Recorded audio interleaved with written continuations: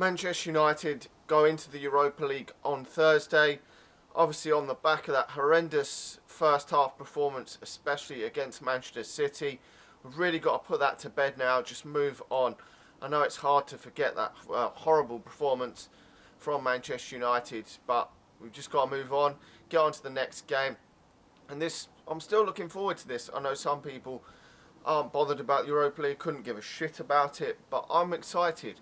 We're going to see some different players given a chance in this, and it gives us a chance just to get back to winning ways, because after a defeat, it's how you react.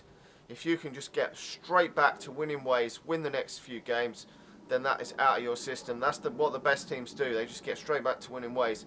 Hopefully we're going to see some different players given a chance. Past, Jose Mourinho doesn't really shuffle his pack too much, so we will have to wait and see what does happen. But we've got a lot of options in the Manchester United team, whether they're good options or bad options. We've still got a lot of players that haven't been given game time this season.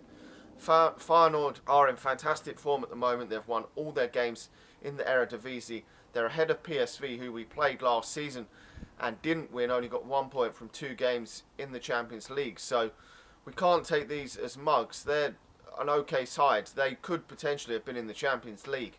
We've got 2 teams that could have been in the Champions League, but we got them both away first, sandwiched in between a game against the Ukrainian side, who I'd never heard of before. So these two away games get first against Feyenoord and against Fenerbahce are going to be crucial, because if Manchester United can get the 3 points against them two, we will get the 3 points I would expect in that home game against the Ukrainians. Then we've won the group pretty much, and we can relax, play whoever we want, out the players we've got, and just not really worry about what goes on. I'm expecting a different lineup to that one we played the other morning against Manchester City.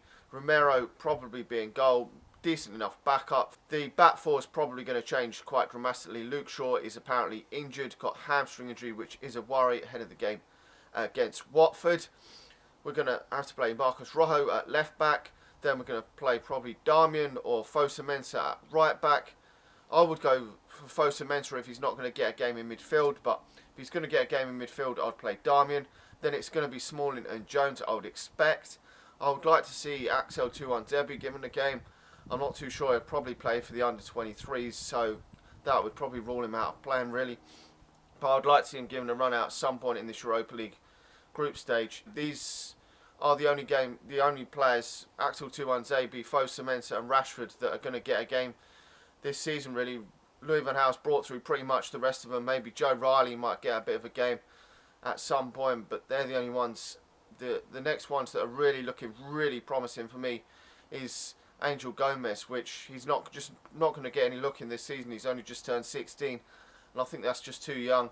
He may, if we played a really horseshit team in the FA Cup, may potentially get on the bench if he gets any game time in the under-23s this season, but he hasn't even played for the under-23s yet, so we don't know how he's going to react to playing against a lot older opposition, and physically they're going to be bigger and stronger, so we don't know how he's going to react to that yet. But they're the ones. Terrell Warren maybe could get a game, but besides them few, I don't see any others ever getting a game this season, so I'm not too disheartened that Jose Mourinho hasn't put too many youngsters in the team. But Axel Tuanzebe would be one that I'd like to see at some point, but it will be, I'm pretty sure, Smalling and Jones at the centre of defence. I would like to see a midfield 3. You could play any of Fosa Mensah, Schneidlin and Herrera, or you could throw Carrick in there. Depends who's fit and who's available. I'm not too sure what's happened with Carrick, if he's injured or not, but if he is, I'll just play Fosa Mensah, Schneidlin and Herrera in a midfield 3. On the wings, Ashley Young could play on the left-hand side, and I wouldn't mind seeing Memphis Depay given a run out on the right-hand side. We've had problems on that right-hand side for over a season or so, so I don't know why we can't just chuck him in, see what he can do there. And it's going to be Marcus Rashford up front. He's already said that Marcus Rashford will play in this game and start the game, so we will not be seeing the likes of Zlatan Ibrahimovic playing this game, and I'm pleased about that, because we have relied on him heavily in the Premier League so far, which is a bit of a worry. He's scored 5 goals for Manchester United, including one in the Community Shield, and we haven't scored that many. We've scored a fair few goals this season compared to under Louis van Gaal, but still we've relied on him. No one else has scored more than 1 goal, which is a worry. Hopefully that can change in the next few weeks. If the likes of Memphis Depay can impress in this game, who knows?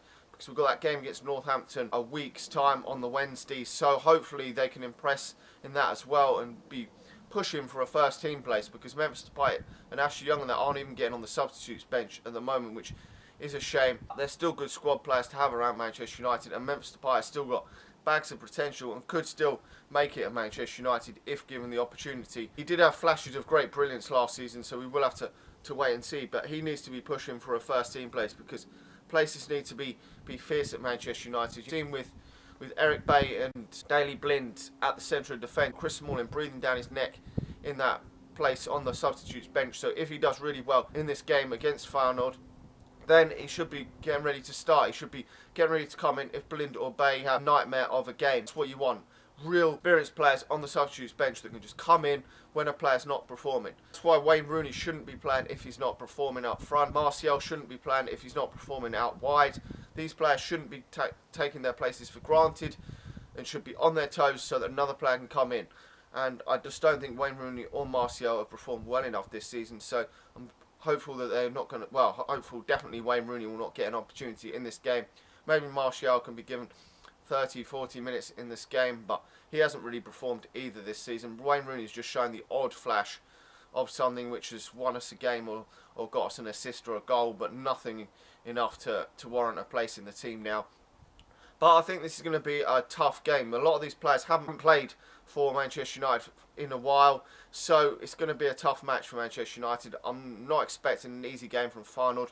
If Manchester United have shuffled the pack as much as I say in this starting lineup, then I'm going to expect a tough game. Could potentially be a draw, so I'm going to go for a 1-1 draw, or Manchester United maybe nicking it 2-1. We will have to wait and see, because the Eredivisie isn't hardest of leagues, but we saw with PSV last season that we can't take these sort of sides for granted. But they're never easy, these sort of sides. Playing them, you get in the Champions League, you can get sort of maybe 2-0, 3-0 maybe at home, but away from home they're never that easy. The likes of CSKA Moscow as well, them sort of sides we've struggled with over the years to put them to the sword. So we will have to see. Anyway, make sure to like the video, subscribe to the channel if you're new, and I'll talk to you all again soon. See ya.